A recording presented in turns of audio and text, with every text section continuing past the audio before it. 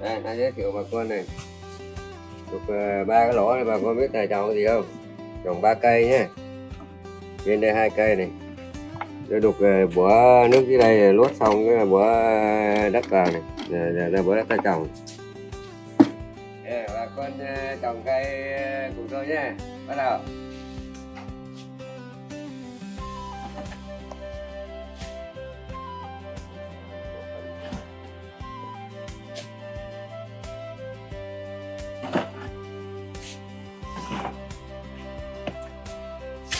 Đây là chúng tôi đang tận dụng lại những cái thùng cũ nha bà con.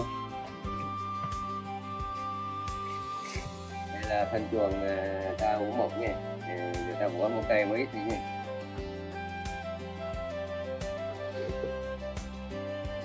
Số này.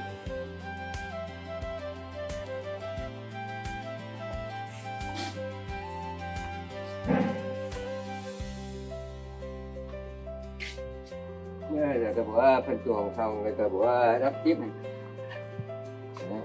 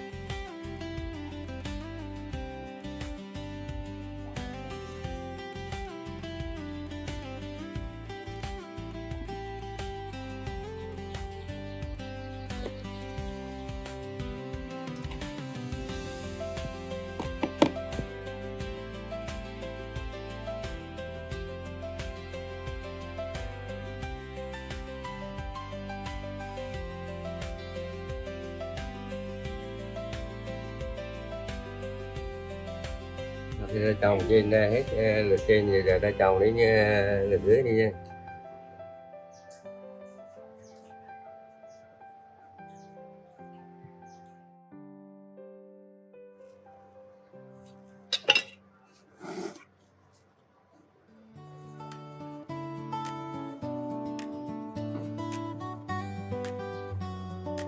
Sắp là gì cũng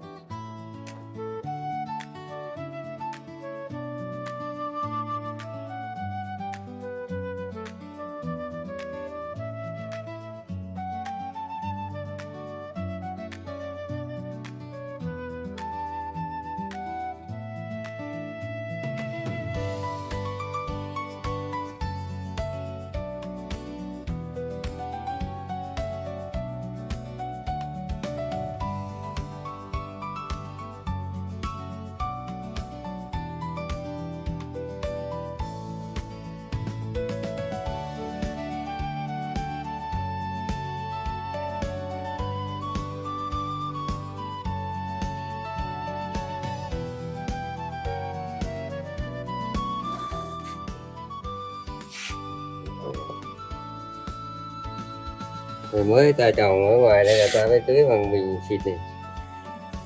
Cái trên đây là ta tưới 5 tiếng rồi.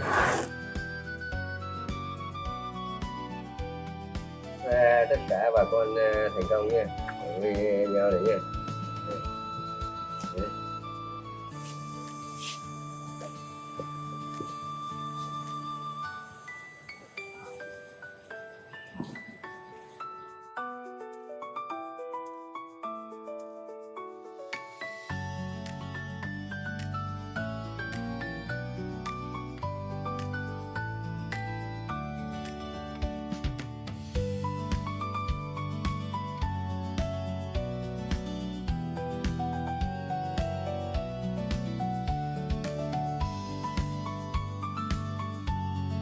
Đấy, cho bà con nha, đây là hệ thống nước này. có mà lên được rồi là ta không phải tưới nữa nha. 10-15 ngày là ta không phải tưới nước nữa. Bà con thấy không?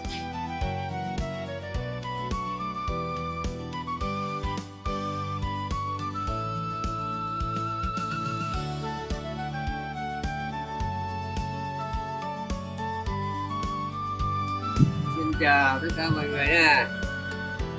Tôi trồng cái bắp trồng trên đất dưới nước này. Còn,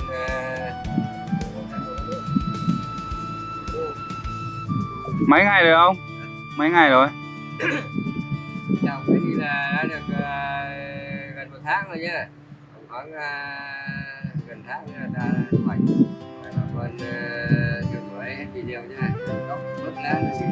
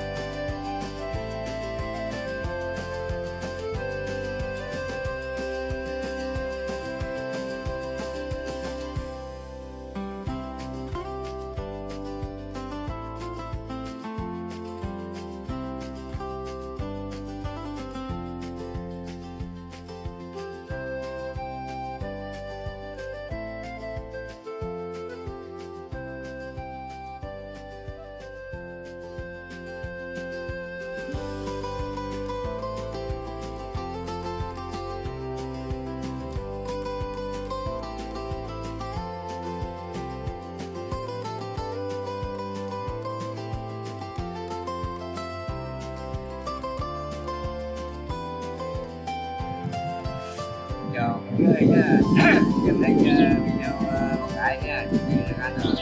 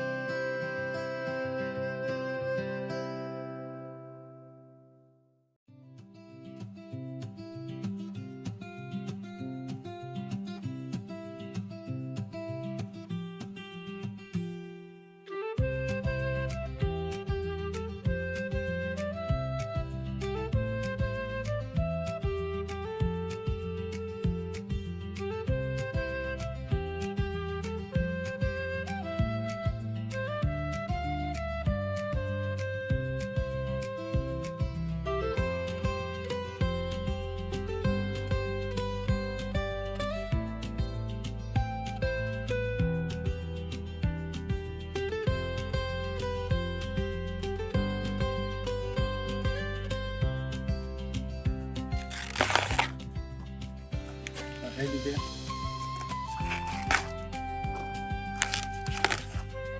Cái kệ. Dưới ạ.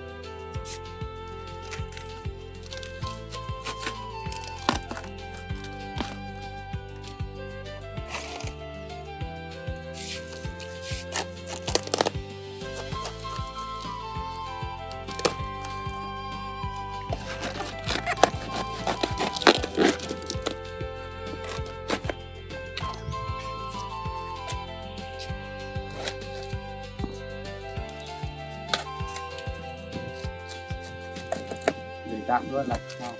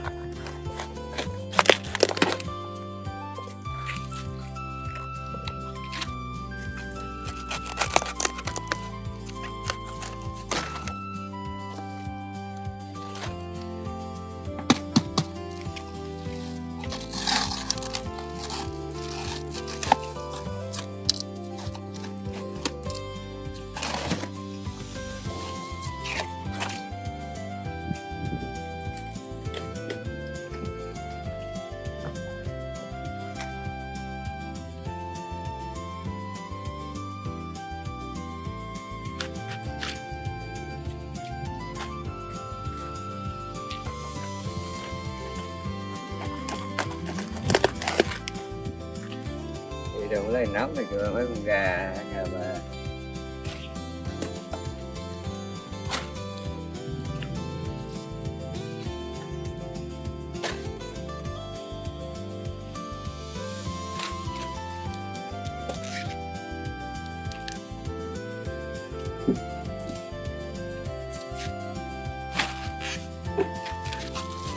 Chúc bà con ăn ngon miệng nha, và tôi trồng mấy cái thùng đấy nha, và được một nét này, này nhiều lắm, bà con thao ăn.